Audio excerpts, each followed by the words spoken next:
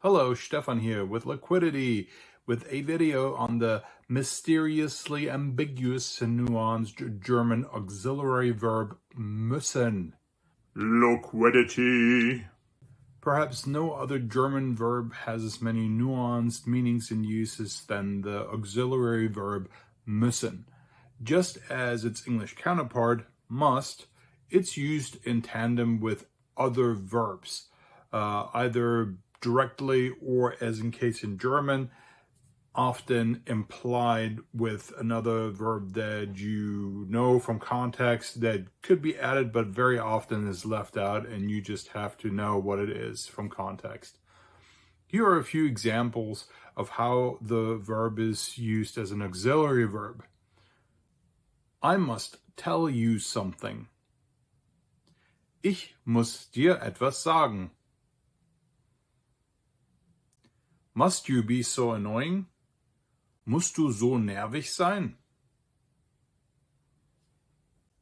Very commonly, when people are having conversations in German, the verb müssen is used by itself without that main verb that usually goes with it, since it is an auxiliary verb.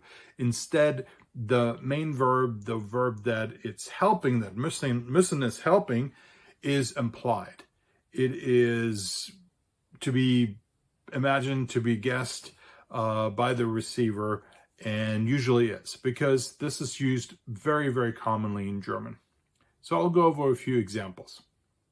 The verb müssen is used by itself without the main verb, especially when somebody says that they have to go to the bathroom, when they have to use the toilet. Especially if used with the little particle mal. Mal means basically sometimes in the near future, once, soon, something like that.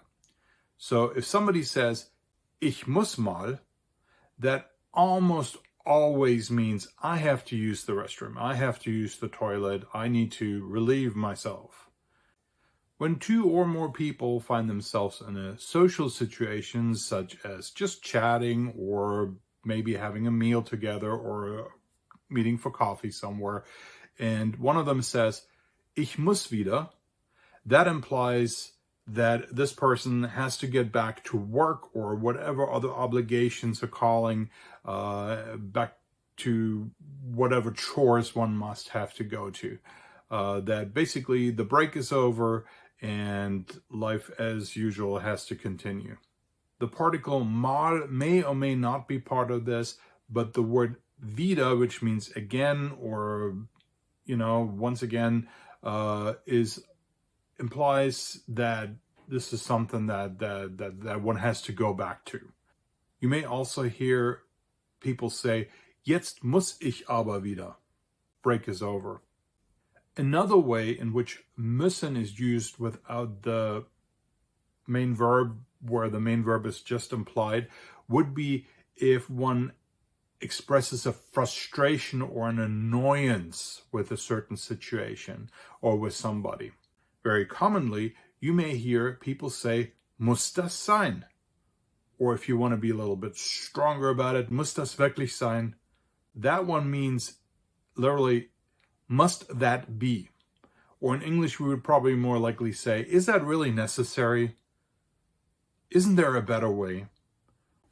Another use of the word müssen without the main verb, where the main verb is implied, is if one finds oneself in a situation where one just can't help but be a certain way or act a certain way, where to act or to not act a certain way, or to be or be not a certain way, would be a betrayal of one's own true self, and it just doesn't feel right, and one just cannot help but follow one's conscience or one's better sense or one's true identity. In this case, ich muss, ich kann nicht anders, we have actually two constructions with auxiliary verbs that have implied main verbs. Here's another example. Das muss sein.